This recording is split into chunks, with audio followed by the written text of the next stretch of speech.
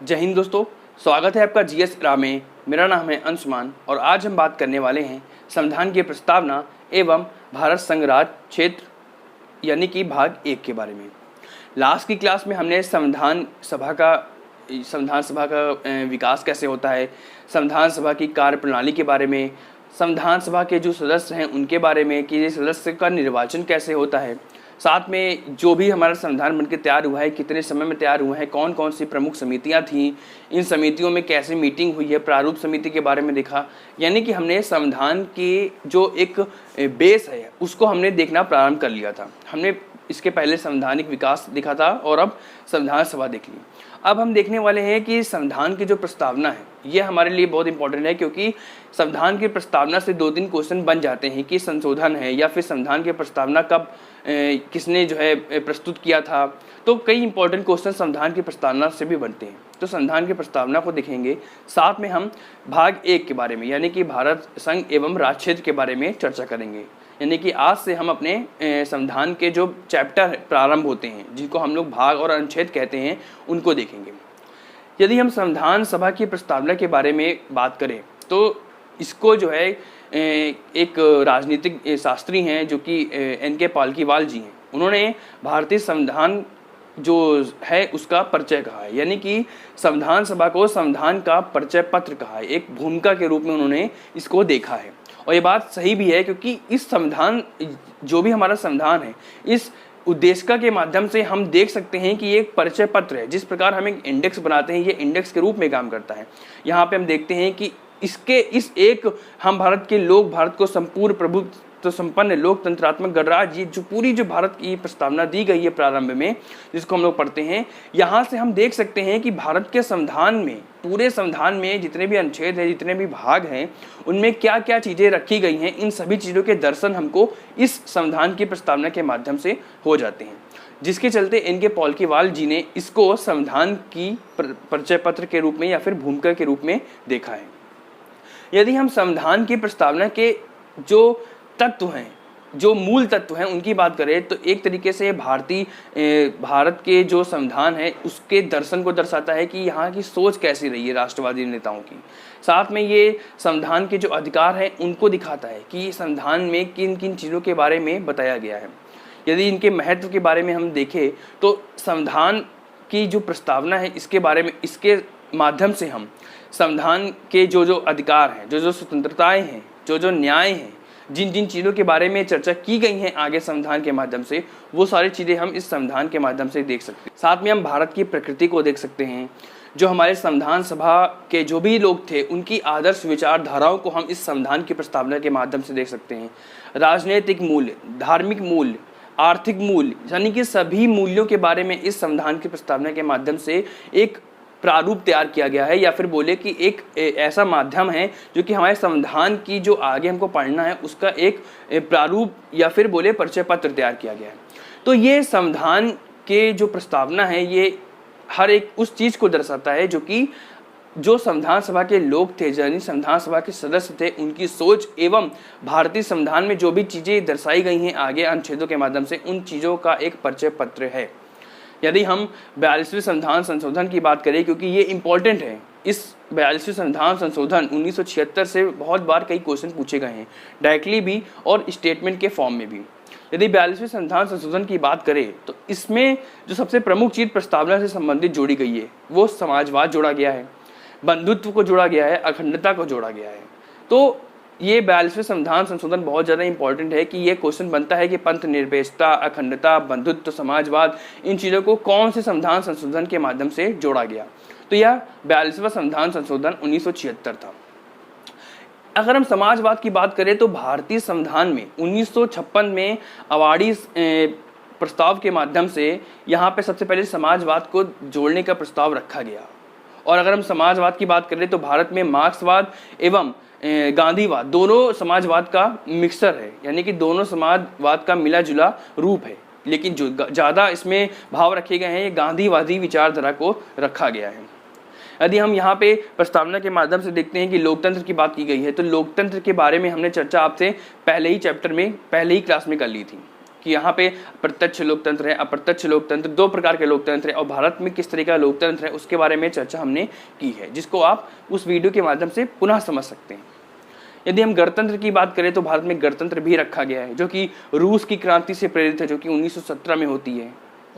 उससे प्रेरित है यहाँ की जो गणतंत्र है कि यहाँ पे समाजवादी, यहाँ पे बोला जाए कि राजनीतिक धार्मिक मूल्य, इनके बारे में जो भी गणतंत्र के माध्यम से चीज़ें रखी गई हैं वह रूस की क्रांति से है। और वहीं स्वतंत्रता के बारे में जो भी बात रखी गई है वह फ्रांस की क्रांति यानी कि 1789 से जो फ्रांस की क्रांति होती है उससे प्रेरित दर्शाई गई है या फिर उससे प्रेरित है। यह क्वेश्चन भी पीसीएस में कई बार पूछा गया है कि भारत में जो गणतंत्र है या भारत में जो भी स्वतंत्रता है ये कौन सी क्रांति से प्रेरित है, तो ये भी आपके लिए बहुत ही ज़्यादा महत्वपूर्ण है। तो ये एक बेसिक चीज़ थी जो कि हम भारत के संविधान की प्रस्तावना है उसके बारे में हम देखते हैं, क्योंकि हमने संविधान की प्रस्तावना के बारे में इसके पहले भी चर्चा की थी कि यहाँ पे जो समानता है, ये समानता क्या है, अखंडता है, कितने प्रकार के न्याय की बात, कितने प्रकार के समानता की बात, कितने प्रकार के स्वतंत्रता की बात, ये हमने आपसे पहले ही क्लास में डिस्कस कर लिया था। अभी कुछ चीज़ें थी जो बताना महत्वपूर्ण था। अब हम आज देखेंगे कि अब हमारे जो संविधान है ये अब हम भाग की तरफ एंट्री करते हैं। भारत के जो मूल संविधान था उसमें कुल 22 भाग थे, लेकिन अब संशोधन के साथ, समय के साथ अब इसमें 25 भाग हो चुके हैं। और यदि हम बात करें तो यहाँ पे हम भाग 1 देखेंगे जो कि भारत संघ एवं राज्य क्षेत्र के बारे में बात की जाती है, जिसमें हम अनुच्छेद 1 से लेकर के 4 तक भारत संघ एवं राज्य क्षेत्र के बारे में चर्चा की गई है। यदि हम भारत के बारे में चर्चा करें तो भारत को कहा गया है भारत राज्यों का संघ है, यानी कि भारत राज्यों का संघ है, ना कि भारत राज्यों का समूह। अब राज्यों का संघ और राज्यों का समूह में क्या अंतर है? जैसे अमेरिका है, यहाँ पे भारत में अमेरिका में कहा जाता है कि वो राज्यों का समूह है। यदि हम अमेरिका की बात करें तो वो राज्यों का एक समूह है। अब राज्यों के समूह है, यानी कि अगर हम इसके थोड़ा बैकग्राउंड को देखें तो सन 1776 में अमेरिका स्वतंत्र होता है। उसके पश्चात वहाँ पे 13 राज्य मिल करके एक समूह बनाते हैं, आपस में समझौता करते हैं, यानी कि वह 13 राज्य खुद आपस में बटे हुए थे, अलग अलग थे। उसके बाद वो आपस में मिलते हैं और समझौता करते हैं आपसी समानता, आपसी अखंडता, आपसी स्वतंत्रता के लिए। ऐसे में ये 13 राज्य आपस में समझौता के माध्यम से जुड़ते हैं, जो कि फिलाडेल्फिया समझौता के नाम से जाना जाता है, जहाँ पे यह बात कही गई कि राज्य के पास संघ से अलग स्वतंत्रता है, उनके पास ज़्यादा पावर है। राज्य देखिए वहाँ पे तभी हम लोग कहते हैं कि वहाँ पे दोहरी नागरिकता का प्रावधान है कि राज्य की अलग नागरिकता और केंद्र की अलग नागरिकता। इस प्रकार वो राज्यों का एक समूह है जहाँ पर राज्य संघ से अलग भी हो सकते हैं। जो केंद्र है अमेरिका में, वहाँ पे हम देखते हैं कि जो उसके पास बाहरी मामले होते हैं उससे संबंधित अधिकार होते हैं, लेकिन आंतरिक मामलों से संबंधित जितने भी अधिकार होते हैं वह राज्य के पास ही होते हैं। लेकिन अगर हम भारत की बात करें तो भारत एक राज्यों का संघ है। यहाँ पर राज्यों के मध्य कोई समझौता नहीं हुआ, बल्कि हम देखते हैं कि प्राचीन समय से ही भारत में कई राज्य रहे हैं, जहाँ पे चाणक्य ने अखंडता की बात की थी। और भारत के संविधान की प्रस्तावना में भी हम अखंडता को देखते हैं, यानी कि यहाँ पर राज्य आपस में पहले से ही मिले हुए थे, इनके मध्य कोई समझौता नहीं हुआ। चाहे वो मध्य प्रदेश हो, चाहे वो उत्तर प्रदेश हो, चाहे वो नॉर्थ के किसी स्टेट की बात करें या फिर साउथ के किसी स्टेट की बात करें, या फिर ईस्ट की या फिर वेस्ट की, ये कोई अलग नहीं है, ये केवल एक ही है जो कि संघ के अंतर्गत आते हैं। हाँ, संविधान के माध्यम से यहाँ पे संघ और राज्य को दोनों को अलग अलग शक्तियाँ दी गई हैं कुछ मामलों में, जहाँ पे राज्य भी अपने स्वतंत्र रूप से काम कर सकता है और संघ भी स्वतंत्र रूप से काम कर सकता है। लेकिन यहाँ पे संघ के अंतर्गत ही राज्य को रखा गया है, जिसकी वजह से हम यहाँ पे राज्यों का संघ कहते हैं। तो इस चीज़ को याद रखिएगा, फेडरलिज्म और यानी कि यूनियन ऑफ स्टेट और फेडरलिज्म, इन दोनों की डिफिनेशन को हम अलग अलग रूप में देखते हैं। जहाँ पे वो राज्यों का अमेरिका में समूह है तो भारत राज्यों का संघ है। यदि हम देखें, इसीलिए इसको हम संघात्मक व्यवस्था भी कहते हैं, जहाँ पे राज्यों को भी पावर दी गई है और केंद्र के पास तो पावर है ही है, जिसको हम अनुसूचियों के माध्यम से 7वीं अनुसूची के अंतर्गत देखेंगे, जहाँ पे कुछ विषयों को संघ को और कुछ विषयों को राज्य को दिया गया है। यदि हम इस भाग 1 के बारे में बात करें तो यहाँ पे हम देखते हैं कि वर्तमान समय में 28 राज्य एवं 7 केंद्र शासित प्रदेश हैं। इसको आप एक बार फिर से चेक कर लीजिएगा कि कोई संशोधन तो नहीं हुआ। हालांकि संशोधन जो भी हुए हैं लास्ट टाइम दादरा नगर हवेली एवं दमन दीव को मिला करके वो उसको ऐड करने के बाद ही बताया जा रहा है। तो यदि हम इस भारतीय संविधान के भाग 1 को देखें तो भाग 1 के अंतर्गत जो यहाँ पर राज्यों का संघ है, तो आई थिंक वो आपको समझ में आ गया होगा। अब हम आर्टिकल के बारे में बात करते हैं, यानी कि अनुच्छेद 1 के बारे में।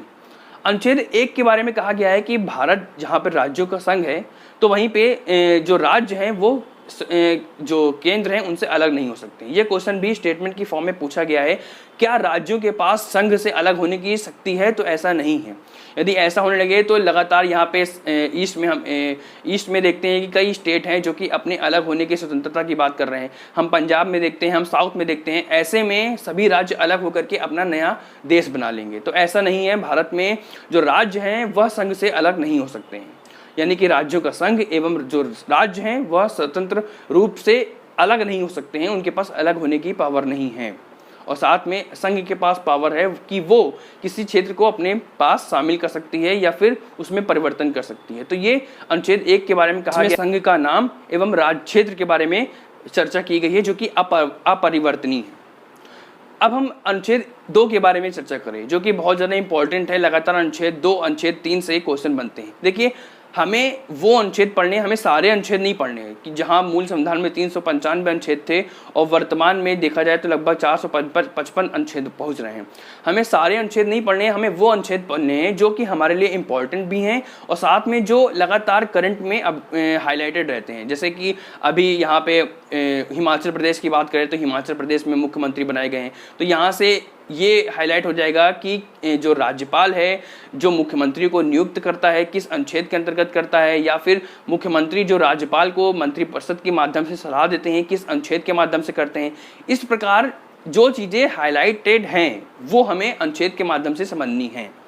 तो यदि हम इस भाग 1 के बारे में चर्चा करें तो अनुच्छेद 1, 2, 3 बहुत ज़्यादा इंपॉर्टेंट है, जहाँ पे 2 और 3 से हर बार एक बार, चाहे वो स्टेट पीसीएस हो या फिर वनडे एग्जाम हो, इनमें क्वेश्चन बनते ही हैं।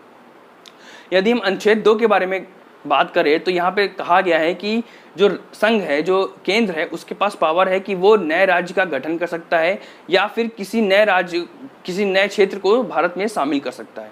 यानी कि यहाँ पे वो क्षेत्र जो भारतीय संघ के अंतर्गत नहीं आते हैं उनके बारे में बात की जा रही है। अब मान लीजिए कि कोई बॉर्डर पे देश है जो कि किसी दूसरे देश से रिलेटेड है, यानी कि पाकिस्तान, बांग्लादेश, ये एक एग्जाम्पल है, आपको समझना है। तो यहाँ पे भारतीय संघ के अंतर्गत किसी दूसरे क्षेत्र को भारत में शामिल करना, किसी दूसरे क्षेत्र के एरिया को भारत में शामिल करना या फिर उसका गठन करना, इसके बारे में, यानी नए राज्य के बारे में बात की जा रही है, उसको हम अनुच्छेद 2 के अंतर्गत देखते हैं, उसको अनुच्छेद 2 के अंतर्गत रखते हैं। तो वहीं अगर हम अनुच्छेद 3 की बात करें तो अनुच्छेद 3 में कहा गया है कि यदि भारत के क्षेत्र के अंतर्गत, अब यहाँ पे भारतीय क्षेत्र के अंतर्गत कहा जा रहा है, भारतीय संघ के अंतर्गत कहा जा रहा है, कि भारतीय संघ के अंतर्गत, भारतीय क्षेत्र के अंतर्गत यदि किसी राज्य को बढ़ाना है, यानी कि किसी दूसरे राज्य को उसमें शामिल करना है या फिर उसको घटाना है या फिर उसके नाम में परिवर्तन करना है, जैसे हम देख सकते हैं कि उत्तर प्रदेश से उत्तराखंड अलग हुआ, मध्य प्रदेश से छत्तीसगढ़ अलग हुआ, तो ये जो भी काम किए जाएंगे वो अनुच्छेद 3 के अंतर्गत, यानी कि राज्य के नाम में परिवर्तन करना, राज्य की जो क्षेत्र सीमा है उसको बढ़ाना, घटाना, आपस में मिलाना, इनके बारे में जो चर्चा की गई है वह अनुच्छेद 3 के माध्यम से की गई है। तो ये क्वेश्चन भी बहुत ज़्यादा इंपॉर्टेंट है। अब देखिए, यहाँ पे कोई भी अनुच्छेद, चाहे वो अनुच्छेद 2 हो चाहे वो अनुच्छेद 3 हो, इनसे रिलेटेड कोई भी काम होगा तो यहाँ पे सबसे पहला काम होगा कि राष्ट्रपति से परमिशन लेना आवश्यक है। बिना राष्ट्रपति की पूर्व अनुमति के ये जो बिल होगा इसको संसद में हम चर्चा के लिए नहीं ला सकते हैं। राष्ट्रपति की पूर्व अनुमति लेना आवश्यक है, उसके बाद यहाँ पे संसद के माध्यम से इस पे बात होगी। साथ में जो भी क्षेत्र, जो भी राज्य इससे प्रभावित हो रहे हैं वहाँ पर भी ये बिल जाएगा, उस राज्य की विधानमंडल में ये बिल रखा जाएगा कि उसके नाम में परिवर्तन किया जा रहा है या फिर राज्य क्षेत्र की सीमा में कमी की जा रही है या फिर वृद्धि की जा रही है, उसके बारे में उस राज्य विधानमंडल पर, उसकी पटल पर इस बिल को रखा जाएगा। अब वो अगर सही अपने टाइम पे डिसीजन दे देता है राज्य विधानमंडल तो ठीक है, अगर नहीं देता है तो भी ठीक है। यहाँ पे संसद के पास पावर है कि वो जो सलाह दी जा रही है राज्य विधानमंडल के माध्यम से उसको माने अथवा ना माने। यानी कि यदि एक एग्जाम्पल के सलाह यहाँ पर राज्य विधानमंडल के माध्यम से दी जाएगी, उसको राज्य यानी कि संघ, जो कि भारत का संघ है, वह मानने के लिए बाध्य नहीं है। ये बात यहाँ पर की गई है कि किस तरीके से संसद में यह बिल रखा जाएगा और संसद के जो पास पावर है वह क्या पावर है। यदि हम अनुच्छेद 4 के बारे में बात करें तो अनुच्छेद 2 और अनुच्छेद 3 से संबंधित कोई भी संशोधन होते हैं तो वह अनुच्छेद 368 जो भारतीय संविधान संशोधन की बात करता है, जो कि हम आगे देखेंगे, उसके माध्यम से नहीं किए जाएंगे बल्कि साधारण बहुमत के माध्यम से किए जाएंगे। ये चीज़ याद रखिएगा कि अगर संविधान अनुच्छेद 2 और अनुच्छेद 3 के अंतर्गत कोई भी संविधान संशोधन होता है तो वह साधारण बहुमत के माध्यम से इसमें संशोधन किया जाएगा। तो यहाँ पे हमको जो ज़्यादा फोकस रखना है वो अनुच्छेद 2 और अनुच्छेद 3 पे रखना है, क्योंकि ये डाउट भी क्रिएट करता है। और जो लगातार हाईलाइटेड रहते हैं चर्चा, चाहे वो ईस्ट के हों या फिर साउथ के हों, जहाँ पे राज्यों की क्षेत्र की सीमा में परिवर्तन करने की बात उठती है या फिर नए राज्य की बात उठती है, जैसे खालिस्तान की बात उठ रही थी पंजाब में बराबर, तो इन चीज़ों के अगर कोई भी परिवर्तन होता है तो वो किस अनुच्छेद के अंतर्गत होगा, इसको याद रखना है। यानी कि करंट से रिलेवेंट करके हमको अपने इस जो बेसिक सब्जेक्ट हैं जैसे हिस्ट्री, पॉलिटी, ज्योग्राफी, इकोनॉमी, इनको रिलेवेंट करके पढ़ना है, जो कि हमारे एग्जाम के पॉइंट ऑफ व्यू से काफ़ी इंपॉर्टेंट होंगे। तो ये आज हमने संविधान की प्रस्तावना एवं भाग 1 के बारे में देखा। नेक्स्ट क्लास में हम देखेंगे कि आगे हम राज्य पुनर्गठन आयोग के बारे में देखेंगे, जो कि बहुत ज़्यादा इंपॉर्टेंट टॉपिक है। फिर हम भाग 2 के बारे में देखेंगे, यानी कि हम एक एक करके क्रमवार आगे सारे भागों को और इम्पॉर्टेंट प्रमुख अनुच्छेदों को कवर करेंगे। नेक्स्ट क्लास में मिलते हैं।